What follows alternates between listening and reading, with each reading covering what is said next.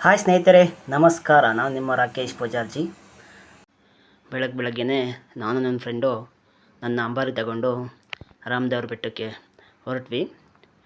ದಾರಿಲಿ ತುಂಬ ಶುಭ್ರವಾದ ವಾತಾವರಣ, ಸುಂದರವಾದ ಪ್ರಕೃತಿ ಮನಸ್ಸಿಗೆ ಒಂಥರ ಮುದ ನೀಡ್ತಾಯಿತ್ತು. ಅಲ್ಲೇ ಇದ್ದ ಒಂದು ಟೀ ಅಂಗಡಿಗೆ ನಿಲ್ಲಿಸಿದ್ವಿ. ಪ್ರತಿ ಸಲ ನಾವು ಇಲ್ಲೇ ಹೋಗಿ 2 ಟೀ ಹೇಳಿದ್ವಿ. ಅಲ್ಲೇ ಇದ್ದ ನಾಯಿ ಹೋದ ಸಲ ಬಂದಾಗಲೂ ಈ ನಾಯಿ ಇಲ್ಲೇ ಇತ್ತು. ಹೋದ ಸಲನೂ ಬಂದು ಹಾಕಿದ್ವಿ. ಈ ಸಲ ನನ್ನ ಫ್ರೆಂಡು ಬಂದು ತಗೊಂಡೋಗಿ ಎಲ್ಲ ನಾಯಿಗಳಿಗೂ ಕೊಡ್ತಾಯಿದ್ದ. ನಾಯಿಗಳು ಹಿಂಡೆ ಅಲ್ಲಿತ್ತು. ಬೆಳಗ್ಗೆ ತುಂಬ ಜನ ಇದ್ದರು ಟೀ ಕುಡಿಯೋಕ್ಕೆ. ನಾವು 2 ಟೀ ಹೇಳಿದ್ವಿ. ನನ್ನ ಫ್ರೆಂಡು ಇಸ್ಕೊಂಬರೋಕ್ಕೆ ಹೋಗಿದ್ದ. ಟೀ ಬಂತು. ಈ ಬೆಳಗ್ಗೆನೇ ಈ ಚಳಿಗೂ ಟೀ ಕುಡಿದ್ರೆ ಎಷ್ಟು ಮಜಾ ಇರುತ್ತಲ್ವ. ಅಂತೂ ಟೀ ಕುಡಿದು ಅಲ್ಲಿಂದ ನಾನು ನನ್ನ ಫ್ರೆಂಡು ಬಿಟ್ವಿ. ಈ ಟೀ ಅಂಗಡಿಯಿಂದ ಬೈಕ್ ಚಾಲು ಮಾಡಿಕೊಂಡು ಅಲ್ಲಿಂದ ಈಗ ಮತ್ತೆ ರೋಡಲ್ಲಿ ಹೋಗ್ತಾ ಇದ್ದೀವಿ. ನನ್ನ ಫ್ರೆಂಡಂತೂ ವೀಡಿಯೋ ಮಾಡೋದ್ರಲ್ಲೇ ಬ್ಯುಸಿ ಇದ್ದಾನೆ. ನಡುವೆ ನಾನು ಇಸ್ಕೋತಿದ್ದೆ ಕೈಗೆ. ವಿಡಿಯೋ ಮಾಡ್ಕೊಳ್ತಾ ಬೈಕು ಹೊಡಿತಾ ಎಷ್ಟು ಮಜವಾಗಿತ್ತು ಅಂದರೆ ಒಂದು ಬೆಸ್ಟ್ ಫೀಲಿಂಗ್ ಅನ್ಬೋದು. ಈ ಬೆಳಗ್ಗೆನೇ ಬೈಕಲ್ಲಿ ಹೋಗೋದು ಸಖತ್ತಾಗಿರುತ್ತೆ.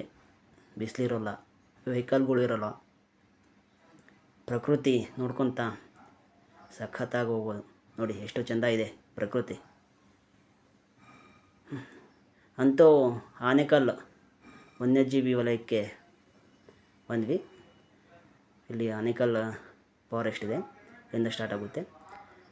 ಫಾರೆಸ್ಟ್ ಒಳಗೆ ಹೋಗುವಾಗ ಹುಷಾರು ಎಲ್ಲರೂ. ಅಂದರೆ ತುಂಬ ಕ್ರಾಸಿಂಗ್ ಇರುತ್ತೆ, ವೆಹಿಕಲ್ಗಳು ತುಂಬ ಸ್ಪೀಡಾಗಿ ಬರ್ತಿರ್ತವೆ, ನೋಡ್ಕೊಂಡು ಹೋಗಿ. ಹಾಗೆ ಎಲ್ಲೂ ನಿಲ್ಲಿಸಬೇಡಿ, ರೂಲ್ಸ್ ಫಾಲೋ ಮಾಡಿ. ಅಲ್ಲಿ ರೂಲ್ಸ್ ಹಾಕಿರ್ತಾರೆ, ರೂಲ್ಸ್ ಫಾಲೋ ಮಾಡಿ. ಮತ್ತು ಕಸ ಮತ್ತು ಪ್ಲಾಸ್ಟಿಕ್ ಅಂಥವನ್ನೇನು ಎಸೆಯಬೇಡಿ.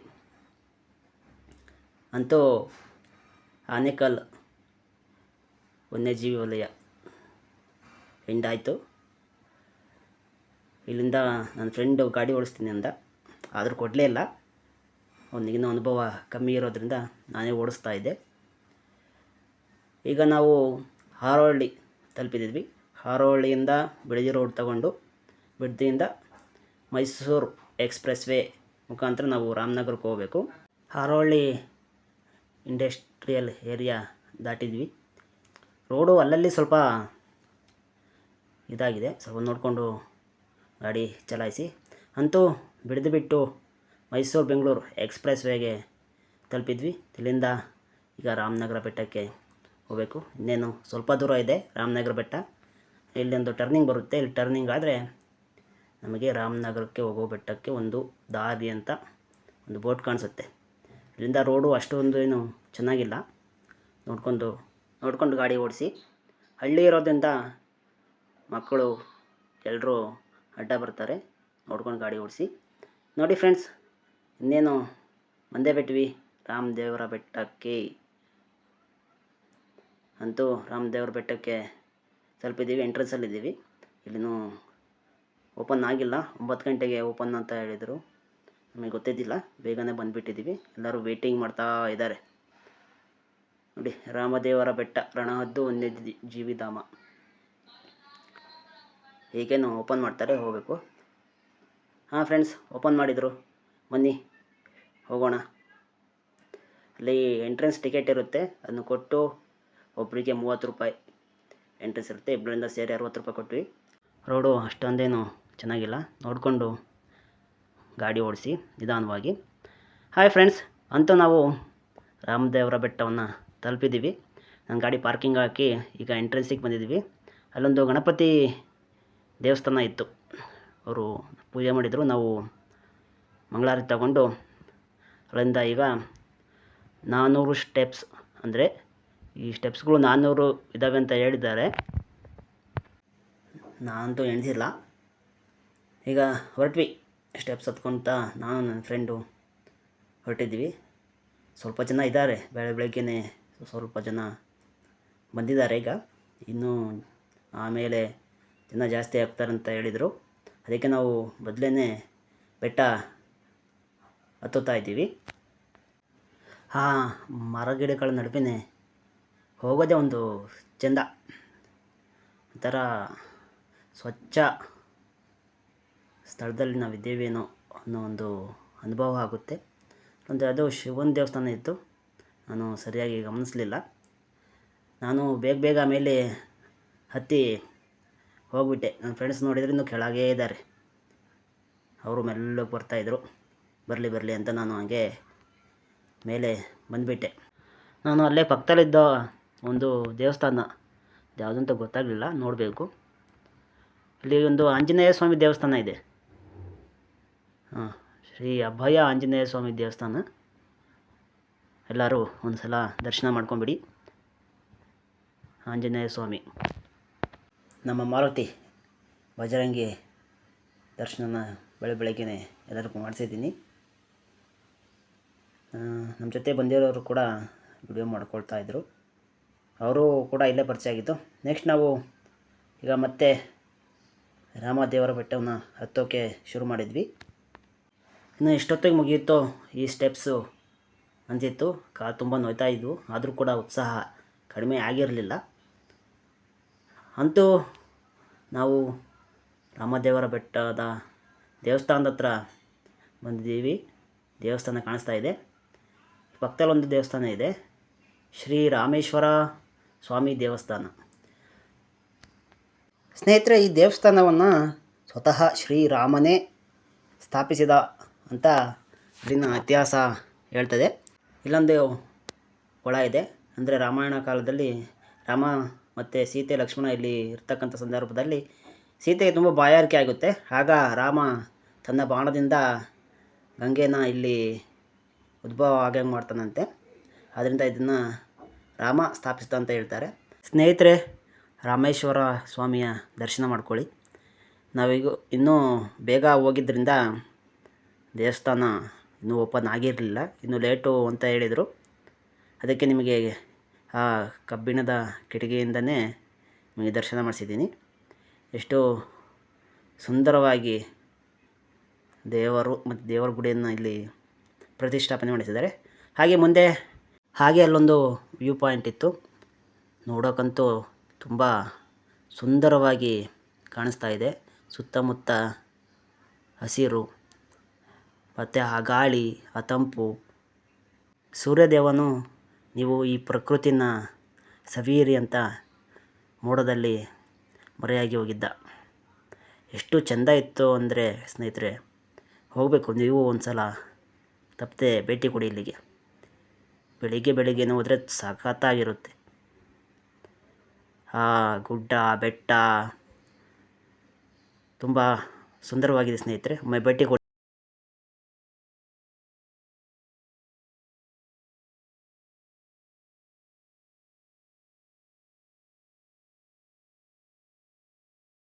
ಬನ್ನಿ ಸ್ನೇಹಿತರೆ, ಈಗ ಮುಂದಿನ ದೇವಾಲಯ ಪಟ್ಟಾಭಿರಾಮ ದೇವಾಲಯಕ್ಕೆ ನಿಮ್ಮನ್ನು ಕರ್ಕೊಂಡು ಹೋಗ್ತಾ ಇದ್ದೀನಿ. ಈ ದೇವಾಲಯವನ್ನು ಸುಗ್ರೀವ ಕಟ್ಟಿಸಿದ ಎಂದು ಇತಿಹಾಸ ಹೇಳ್ತದೆ. ಅಲ್ಲಿ ರಾಮೇಶ್ವರ ದೇವಸ್ಥಾನವನ್ನು ರಾಮನೇ ಪ್ರತಿಷ್ಠಾಪನೆ ಮಾಡಿದ. ಈ ಪಟ್ಟಾಭಿರಾಮ ದೇವಾಲಯವನ್ನು ಸುಗ್ರೀವ ಪ್ರತಿಷ್ಠಾಪನೆ ಮಾಡಿದ ಎಂದು ಇತಿಹಾಸ ಹೇಳುತ್ತೆ. ರಾಮ ದೇವಸ್ಥಾನ ಅಂದರೆ ನಮ್ಮ ಮಹಾಬಲಿ ಆಂಜನೇಯ ಇರಲೇಬೇಕಲ್ವಾ.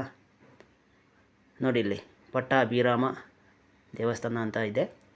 ನೋಡಿ ಫ್ರೆಂಡ್ಸ್, ಪಟ್ಟಾಭಿರಾಮ ದೇವಾಲಯದ ಒಂದು ನೋಟ. ಎಲ್ಲರೂ ಒಂದು ಸಲ ಇಲ್ಲಿಂದನೇ ಕೈ ಮುಕ್ಕೊಳ್ಳಿ. ನೋಡಿ ಸ್ನೇಹಿತರೆ, ಇಲ್ಲಿ ಕಾಣಿಸುತ್ತಾ ಈ ಬೆಟ್ಟ, ಇದು ಸಪ್ತ ಋಷಿಗಳ ಬೆಟ್ಟ ಅಂತ ಕರೀತಾರೆ. ಸಪ್ತ ಋಷಿಗಳು ತಪಸ್ಸು ಮಾಡಿ ಇಲ್ಲೇ ಕಲ್ಲಾಗಿದ್ದಾರೆ. ಆ ಕಲ್ಲುಗಳು ನಿಂತಿರೋದನ್ನು ನೋಡ್ತಾ ಇದ್ದೀರಿ.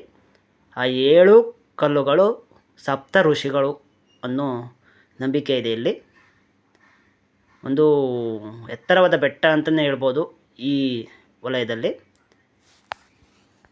ಮತ್ತೊಮ್ಮೆ ಆ ಕೊಳವನ್ನು ನೋಡ್ಕೊಳ್ಳಿ. ಕೊಳ ತುಂಬ ಚೆನ್ನಾಗಿದೆ, ಬಟ್ಟು ಅಲ್ಲಿ ಮತ್ತೆ ಕಸ ಎಲ್ಲ ಇತ್ತು.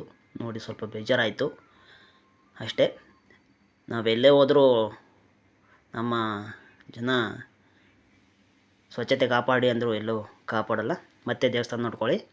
ಬನ್ನಿ ಸ್ನೇಹಿತರೆ, ನಾವೀಗ ವ್ಯೂ ಪಾಯಿಂಟ್ಗೆ ಹೋಗೋಣ. ಇಲ್ಲೊಂದು ಏನೋ ಬೋರ್ಡ್ ಹಾಕಿದ್ದಾರೆ, ಓದೋಣ ಅದನ್ನ. ಸುಗ್ರೀವ ಸ್ವಾಮಿ ದರ್ಶನ ಧನಕುಂಭ ಬೆಟ್ಟ ಅಂತ, ಬೆಟ್ಟಕ್ಕೆ ದಾರಿ ಅಂತ ಇದೆ. ಸುಗ್ರೀವ ಸ್ವಾಮಿ ಅಂದರೆ ಅಲ್ಲಿ ಒಂದು ಸ್ಟ್ಯಾಚ್ಯೂ ಇದೆ ಅಂತ ಕೇಳ್ಪಟ್ಟಿದ್ದೀನಿ. ನೋಡೋಣ ಮುಂದೆ ಇರ್ಬೋದೇನೋ. ಬನ್ನಿ ಈಗ ನಮ್ಮ ಪಯಣವನ್ನು ಬೆಟ್ಟದ ವ್ಯೂ ಪಾಯಿಂಟ್ಗೆ ಹೋಗೋಣ. ವಿಡಿಯೋ ತುಂಬ ಲಾಂಗ್ ಆಗ್ಬೋದು ಅನಿಸುತ್ತೆ, ದಯವಿಟ್ಟು ಎಲ್ಲರೂ ಕೊನೆವರೆಗೂ ನೋಡಿ. ಹಾಗೆ ಕ್ಯಾಮ್ರಾ ತುಂಬ ಶೇಕ್ ಆಗಿದೆ, ಅದನ್ನು ಮುಂದಿನ ವಿಡಿಯೋಗಳಲ್ಲಿ ಸರಿ ಮಾಡ್ಕೊಳ್ತೀನಿ. ಸರಿಯಾಗಿ ನೋಡ್ಕೊಳ್ಳಿಲ್ಲ, ಕ್ಷಮಿಸಿ ಸ್ನೇಹಿತರೆ. ಇಲ್ಲೊಂದು ಹೆಸರಿದೆ ನೋಡಿ. ಈ ಯುವ ಪ್ರೇಮಿಗಳಿಗೆ ಬರೆಯೋಕ್ಕೆ ಎಲ್ಲೂ ಜಾಗ ಇಲ್ವೇನೋ, ಐತಿಹಾಸಿಕ ಸ್ಥಳನ ಹಾಳು ಮಾಡಬೇಕು ಅಂತಂದು ಇಲ್ಲಿ ಬರ್ತಾರೇನೋ ಗೊತ್ತಿಲ್ಲ. ಇಲ್ಲೊಂದು ವ್ಯೂ ಪಾಯಿಂಟ್ ಸಿಕ್ತು ಸ್ನೇಹಿತರೆ. ಒಂದು ಯಾವುದೋ ಕೋಟೆ ಬಾಗಿಲಿದೆ. ವ್ಯೂ ಪಾಯಿಂಟ್ ಅಂದು ಸಖತ್ತಾಗಿದೆ ನೋಡಿ. ಆ ಪ್ರಕೃತಿ ಸೌಂದರ್ಯನ ನಿಮ್ಮ ಕಣ್ ತುಂಬಿಕೊಳ್ಳಿ. ಇದು ನೋಡ್ತಾ ಇದ್ದರೆ ನನಗೊಂದು ಹಾಡು ನೆನಪಿ ಬರ್ತಾ ಇದೆ.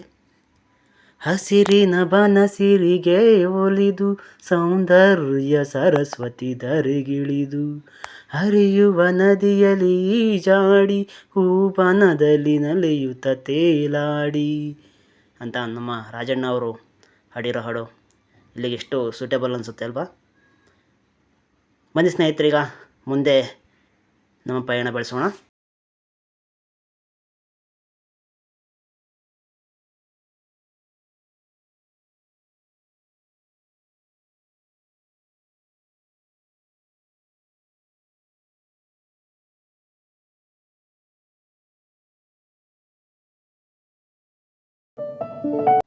ಹಾಯ್ ಫ್ರೆಂಡ್ಸ್, ಅಂತೂ ನಾವು ಬೆಟ್ಟದ ತುದಿ ಹತ್ರ ಬಂದೇ ಬಿಟ್ವಿ. ಇನ್ನು ಈ ಹೆಜ್ಜೆಗಳ ಮೂಲಕ ಹೋಗ್ಬಿಟ್ರೆ ಬೆಟ್ಟದ ಮೇಲೆ ಹೋಗ್ಬಿಡ್ತೀವಿ. ಅದಾಗೆ ಇಲ್ಲಿರ್ತಕ್ಕಂಥ ವಿಗ್ರಹ ಸುಗ್ರೀವ ಸ್ವಾಮಿದು, ಅಂದರೆ ಇದು ಆಂಜನೇಯ ಸ್ವಾಮಿ ವಿಗ್ರಹ ಅಲ್ಲ, ಸುಗ್ರೀವ ಸ್ವಾಮಿ ವಿಗ್ರಹ. ಈಗ ಹತ್ತೋಕ್ಕೆ ರೆಡಿಯಾಗಿದ್ವಿ, ಎಲ್ಲರೂ ಹತ್ಕೊಂಡು ಹೋಗ್ತಿದ್ದಾರೆ. ಪಾಪುನೂ ಕರ್ಕೊಂಡಿದ್ದಾರೆ. ಎಷ್ಟು ಭಯ ಆಗುತ್ತೋ ಗೊತ್ತಿಲ್ಲ ಆ ಪಾಪುಗೆ. ನಾನು ನನ್ನ ಫ್ರೆಂಡ್ಸು ಹೋಗ್ತಾಯಿದ್ದೀವಿ. ನನ್ನ ಫ್ರೆಂಡ್ ಮುಂದೆ ಹೋಗ್ತೀನಿ ಅಂದ, ಅದಕ್ಕೆ ಅವನ್ನ ಮುಂದೆ ಬಿಟ್ಟಿದ್ದೀನಿ. ಮೊದಲಿಗೆ ಈ ಮಾರ್ಗ ಇರಲಿಲ್ಲಂತೆ, ಇನ್ನು ಆ ಕಡೆಯಿಂದ ಇತ್ತು ಅಂತ ಹೇಳಿದರು. ಮತ್ತು ಇದನ್ನು ಸ್ವಲ್ಪ ದೊಡ್ಡದಾಗಿ ಮಾಡಿದ್ದಾರೆ ಇತ್ತೀಚೆಗೆ, ಹತ್ತೋಕ್ಕೆ ಈಸಿ ಆಗಲಿ ಅಂತ. ಹತ್ತೋಕ್ಕೆ ತುಂಬ ಸುಲಭ ಅನಿಸುತ್ತೆ ನೋಡಿದರೆ, ಬಟ್ ತುಂಬ ಭಯ ಆಗುತ್ತೆ. ನಮಗೇನು ಅಷ್ಟೊಂದು ಭಯ ಇರಲಿಲ್ಲ. ಚಿತ್ರದುರ್ಗ ತುಪ್ಪತ್ಗಳನ್ನು ತುಂಬ ಸಲ ಹತ್ತಿದ್ದೀನಿ ನಾನು. ನನ್ನ ಫ್ರೆಂಡಂತೂ ಆರಾಮಾಗಿ ಹತ್ತುತ್ತಿದ್ದ. ಮುಂದೆ ಪಾಪು ಇರೋದ್ರಿಂದ ಸ್ವಲ್ಪ ಸ್ಲೋ ಆಗಿ ಹೋಗ್ತಾಯಿದ್ರು ಎಲ್ಲರೂ. ಪಕ್ಕದಲ್ಲಿ ಸೇಫ್ಟಿ ಮಾಡಿರೋದ್ರಿಂದ ಎಲ್ಲರೂ ಆರಾಮಾಗಿ ಹೋಗ್ತಾ ಇದ್ದಾರೆ ಅಂದ್ಕೋತೀನಿ. ಮತ್ತು ಹಿಂದೆ ಜನ ಇದ್ದರು, ಮತ್ತು ಮುಂದೆನೂ ತುಂಬ ಜನ ಇದ್ದಾರೆ. ಹಿಂದೆ ಒಂದು ಇಬ್ಬರು ಇದ್ದರು ಅಷ್ಟೇ. ಹಿಂದೆ ಇನ್ನೂ ಬರ್ತಾರೆ, ಇನ್ನೂ ತುಂಬ ಜನ ಬರ್ತಾರೆ. ಇಬ್ಬರಿದ್ದಾರೆ ಹಿಂದೆ. ಅವರು ಕೂಡ ಇಲ್ಲೇ ಪರಿಚಯ ಆದರು, ಜಸ್ಟ್ ಫ್ರೆಂಡ್ಸ್ ಅಂತಾರಲ್ಲ ಹಾಗೆ. ಈಗ ಮುಂದೆ ಹೋಗ್ತಾ ಇದ್ದೀವಿ. ನಾನಂತೂ ಹೈಟ್ ಕಮ್ಮಿ ಇರೋದ್ರಿಂದ ಆ ಕಂಬಿ ಅಂತೂ ನನಗೆ ಸಿಗ್ತಾನೇ ಇರಲಿಲ್ಲ. ಅದರಲ್ಲೂ ವಿಡಿಯೋ ಮಾಡ್ಕೊಳ್ತಾ ಮೆಲ್ಲಗೆ ಮೇಲೆ ಹೋಗ್ತಾ ಇದ್ದೀನಿ. ಮುಂದೆ ಆ ಪಾಪು ಅಳ್ತಾ ಇತ್ತು, ತುಂಬ ಅಳ್ತಾ ಇತ್ತು, ಹತ್ತೋಕೆ ಭಯ ಆಗ್ತಿದೆ ಅಂತ. ಆದರೂ ಪೇರೆಂಟ್ಸ್ ಬಿಡಲಿಲ್ಲ, ಕರ್ಕೊಂಡು ಹೋದರು. ಹಿಂದೆ ಯಾರೂ ಇಲ್ಲ, ಇಬ್ಬರನ್ನ ಬಿಟ್ಟು ಇನ್ನೂ ಯಾರೋ ಬರ್ತಾ ಇದ್ದಾರೆ. ಒಂದು ಹಂತಕ್ಕೆ ಬಂದಾಗ ತುಂಬ ಸ್ಟ್ರೈಟ್ ಆಗಿಬಿಡುತ್ತೆ ಈ ಹೆಜ್ಜೆಗಳು. ತುಂಬ ನೋಡಿಕೊಂಡು ನಿಧಾನವಾಗಿ ಹತ್ತಿ. ಇದರಲ್ಲಿ ಯಾವುದು ತಮಾಷೆ ಬೇಡ. ಹತ್ತಿ ಬೇಕಿದ್ರೆ ಎಷ್ಟಾದರೂ ತಮಾಷೆ ಮಾಡ್ಕೊಳ್ಳಿ, ಬಟ್ ಹತ್ತಬೇಕಾದ್ರೆ ಬಿ ಕೇರ್ಫುಲ್. ನಾನಂತೂ ಕ್ಯಾಮ್ರಾ ಇಟ್ಟು ಹತ್ತುತ್ತಿದ್ದೆ, ಎಲ್ಲಿ ಹಿಂದೆ ಬಿದ್ದುಬಿಡ್ತೇನೇನೋ ಅಂತ. ಅಂತೂ ಇಂತೂ ಬೆಟ್ಟ ತುದಿನ ತಲುಪಿದ್ದೀವಿ ಫ್ರೆಂಡ್ಸ್. ಎಸ್ ನೋಡಿ, ಹಿಂದೆ ಇನ್ನು ಎಷ್ಟೊಂದು ಜನ ಬರ್ತಾ ಇದ್ದಾರೆ ಎಲ್ಲ ಕತ್ಕೊಳ್ತಾ. ಬನ್ನಿ ಈಗ ವ್ಯೂ ಪಾಯಿಂಟ್ನ ನಿಮಗೆ ತೋರಿಸ್ತೀನಿ. ಎಷ್ಟು ಸೊಗಸಾಗಿದೆ ಅಲ್ವಾ. ಬನ್ನಿ ಇನ್ನು ಮುಂದೆ ನೋಡ್ಕೊಳ್ತಾ ಮುಂದೆ ಹೋಗೋಣ. ತುಂಬ ಜನ ಇದ್ದಾರೆ, ತುಂಬ ಜನ ಇನ್ನೂ ಬರ್ತಾ ಇದ್ದಾರೆ, ಇನ್ನು ತುಂಬ ಜನ ಇದ್ದಾರೆ, ತುಂಬ ಜನ ಇನ್ನೂ ಬರಬೇಕು. ಬರ್ತಾ ತುಂಬ ಜನ ಆಗ್ತಾರೆ. ಸಂಡೇ ಅಲ್ವಾ, ಹೋಗಿದ್ದರಿಂದ ತುಂಬ ಜನ ಇದ್ದಾರೆ.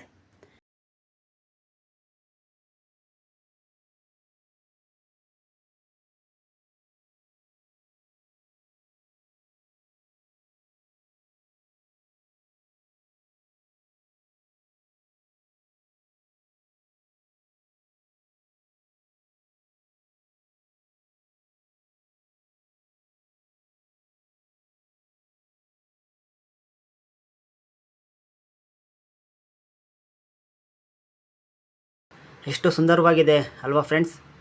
ನೋಡ್ತಿದ್ರೆ ನನಗಂತೂ ಅಲ್ಲೇ ಒಂದು ಮನೆ ಮಾಡಿಕೊಂಡು ಇದ್ಬಿಡೋಣ ಅಂತ ಫೀಲ್ ಬಂದ್ಬಿಡ್ತು. ಸಂಜೆವರೆಗೂ ಅಲ್ಲೇ ಇದ್ದರೂ ನನಗೆ ಬೇಜಾರಿಲ್ಲ ಅಂತ ಅನ್ನಿಸ್ತು.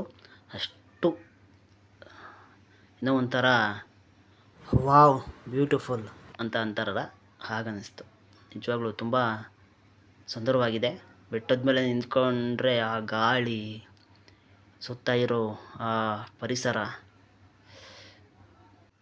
ಮನಸ್ಸೇ ಬರಲ್ಲ ಕೆಳಗಿಳಿದು ಹೋಗೋಕ್ಕೆ. ಆದರೂ ಸ್ವಲ್ಪ ತುಂಬ ಹೊತ್ತಲ್ಲಿ ಕುತ್ಕೊಂಡ್ವಿ. ಆಮೇಲೆ ನನ್ನ ಫ್ರೆಂಡ್ಸ್ ಮತ್ತೆ ಕೆಳಗೆ ಇಳಿದು ಬಂದ್ವಿ. ಅಲ್ಲಿಂದ ಇಳಿದು ನಾನು ನನ್ನ ಫ್ರೆಂಡ್ಸ್ ಮತ್ತು ಅಲ್ಲಿ ಪರಿಚಯ ಆಗಿದ್ದ ಆ ಅಣ್ಣ ಎಲ್ಲ ಅಲ್ಲಿಂದ ಇಳಿದು ಬಂದು ಅದೇ ಪಟ್ಟಾಭಿರಾಮ ದೇವಸ್ಥಾನದ ಆವರಣಕ್ಕೆ ಮತ್ತೆ ಪುನಃ ಬಂದ್ವಿ. ಈ ಕಡೆ ಯಾವುದೋ ಆಂಜನೇಯ ಸ್ವಾಮಿ ದೇವಸ್ಥಾನ ಇದೆ ಅಂದರು. ಅದನ್ನು ಕೂಡ ವಿಡಿಯೋ ಮಾಡಿದ್ದೀನಿ. ಅದನ್ನು ಮುಂದಿನ ವಿಡಿಯೋದಲ್ಲಿ ನಿಮಗೆ ತೋರಿಸ್ತೇನೆ. ಈ ವಿಡಿಯೋದಲ್ಲಿ ಹಾಕಿದರೆ ತುಂಬ ಲಾಂಗ್ ಆಗುತ್ತೆ ವಿಡಿಯೋ, ಅದಕ್ಕೆ ಈ ವಿಡಿಯೋದಲ್ಲಿ ಅದನ್ನ ಆ್ಯಡ್ ಮಾಡಿಲ್ಲ.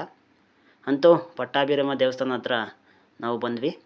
ಅಲ್ಲಿ ಯಾವುದೋ ಅನ್ನ ಸಂತರ್ಪಣೆ ಇದೆ ಅಂದರು. ಅದಕ್ಕೋಸ್ಕರ ಊಟ ಮಾಡಿಕೊಂಡು ಹೋಗೋಣ ಅಂತ ಇದ್ವಿ. ಅನ್ನ ಸಂತರ್ಪಣೆ ಆಯಿತು.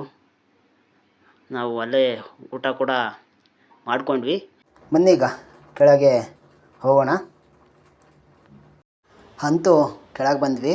ಅಲ್ಲೊಂದು ಆಂಜನೇಯ ಸ್ವಾಮಿ ದೇವಸ್ಥಾನ ಸಿಕ್ತು. ಮತ್ತು ನಾವು ಹೋಗ್ಬೇಕಾದ್ರೆ ನಮಸ್ಕರಿಸಿದಂತಹ ಗಣಪತಿನೂ ಇನ್ನೊಂದು ಸಲ ನಮಸ್ಕಾರ ಮಾಡಿ ರಾಮದೇವರ ಬೆಟ್ಟ ಎಂಟ್ರೆನ್ಸಿಂದ ಹೊರಗೆ ಬಂದ್ವಿ. ನೋಡಿದ್ರಲ್ಲ ಸ್ನೇಹಿತರೆ, ಇದು ರಾಮದೇವರ ಬೆಟ್ಟದ ಇತಿಹಾಸ ಮತ್ತು ಒಂದು ಪಕ್ಷಿ ನೋಟ. ಒನ್ ಡೇ ಟ್ರಿಪ್ಪಿಗೆ ಈ ಸ್ಥಳ ತುಂಬ ಪ್ರಸಕ್ತವಾಗಿದೆ. ಯಾರಾದರೂ ಬೆಂಗಳೂರಿಂದ ಬರೋರಾದರೆ 54 ಕಿಲೋಮೀಟ್ರ್ ಇದೆ ಬೆಂಗಳೂರಿಂದ. ನಮ್ಮ ಬೊಮ್ಮಸಂದ್ರ ಎಲೆಕ್ಟ್ರಾನಿಕ್ ಸಿಟಿ ಕಡೆಯಿಂದ ಬರೋದಾದರೆ ನಾವು ಬಂದವಲ್ಲ ತಟ್ಟೆಕೆರೆ ಮೇಲಾಸಿ 64 ಕಿಲೋಮೀಟ್ರ್ ಆಗುತ್ತೆ. ಬಿಡದಿ ಮೇಲಾಸಿ, ತಟ್ಟೆಕೆರೆ, ಬಿಡದಿ, ರಾಮನಗರ. ಇಲ್ಲೊಂದು ರಣಹದ್ದು ಪಕ್ಷಿಧಾಮ ಇತ್ತು, ನೋಡಿದ್ವಿ. ಆದರೆ ಎಲ್ಲೂ ರಣಹದ್ದು ಕಾಣಿಸ್ಲಿಲ್ಲ. ಅಲ್ಲಿಂದ ಈಗ ಬಿಟ್ಟು ನಾವು ಬೆಂಗಳೂರು ಕಡೆಗೆ ಹೊರಟಿದ್ದೀವಿ. ನನ್ನ ವಿಡಿಯೋ ತಾಳ್ಮೆಯಿಂದ ಇಲ್ಲಿವರೆಗೂ ನೋಡೋದಕ್ಕಾಗಿ ಎಲ್ಲರಿಗೂ ಧನ್ಯವಾದಗಳು. ನಿಮಗೆ ವಿಡಿಯೋ ಇಷ್ಟ ಆದರೆ ಲೈಕ್ ಮಾಡಿ, ಕಮೆಂಟ್ ಮಾಡಿ ಮತ್ತು ಸಬ್ಸ್ಕ್ರೈಬ್ ಮಾಡ್ಕೊಳ್ಳಿ. ಈ ವಿಡಿಯೋನ ನೋಡೋದಕ್ಕಾಗಿ ಎಲ್ಲರಿಗೂ ತುಂಬ ಹೃದಯದ ಧನ್ಯವಾದಗಳು.